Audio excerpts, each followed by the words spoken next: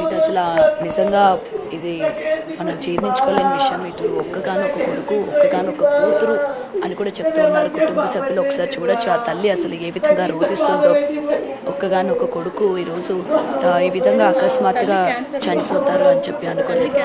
తల్లికి క్యాన్సర్, మా బావకి మొత్తం హార్ట్ పేషెంట్ అండి. మొన్ననే ఆయనకు సర్జరీ అయింది. మొన్ననే సర్జరీ. ఇంత నిర్లక్ష్యం ఏంది? ఇప్పుడు వాళ్ళ పరిస్థితి ఏంది? ఆడ మా అక్క పరిస్థితి ఏంది? ఇక్కడ ఈ తల్లి పరిస్థితి ఏంది చెప్పండి. ఒక పాప 17 ఏళ్ళ బిడ్డ అమ్మ, మీరు ఇటు పెట్టండి కెమెరా. 17 ఏళ్ళ పాప, చిన్న పాప. ఇంత నా గవర్నమెంట్ నిర్లక్ష్యం, మున్సిపాలిటీ నిర్లక్ష్యం. ఇదివరకు చెట్లు కొట్టియకపోతుండేనా? మా రాంపల్లిలో అయితే ఈ నుండి ఆడదాకా అప్పుడు కొట్టిస్తుండే చెట్లు ముందే.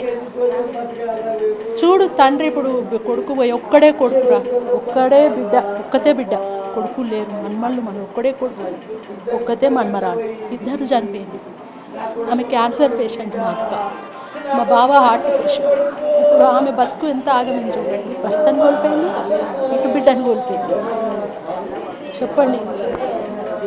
సో ఇది కుటుంబ ఆవేదన మనం చూడొచ్చు. అసలు ఎలాంటి పరిస్థితుల్లో ఉన్నారు. ఇది కేవలం అధికారుల నిర్లక్ష్యమే అని చెప్తూ ఉన్నారు. మాన్సూన్ సీజన్ వస్తుందని తెలిసి కూడా ఎందుకు ఈ విధంగా ఉంచుతున్నారు? ఎక్కడికక్కడ వైర్లు, ఎక్కడికక్కడ చెట్లన్నీ కూడా పెరిగిపోతూ ఉన్నాయని చెప్తూ ఉన్నారు. నిజంగా తల్లి ఏ విధంగా రోధిస్తుందో మనం చూడొచ్చు. అసలు నిజంగా వర్ణాతీతం. ఒక్కగానొక్క కొడుకు, తర్వాత ఒక్కగానొక్క మన్మరాలు అని కూడా చెప్తూ ఉన్నారు. అమ్మా, నా కొడుకుతో ఏం మాట్లాడాలో అమ్మా, అమ్మా నా ఎత్తు కొడుకు వెనక ఏం మాట్లాడతానమ్మా, అమ్మా, అమ్మా, అమ్మా.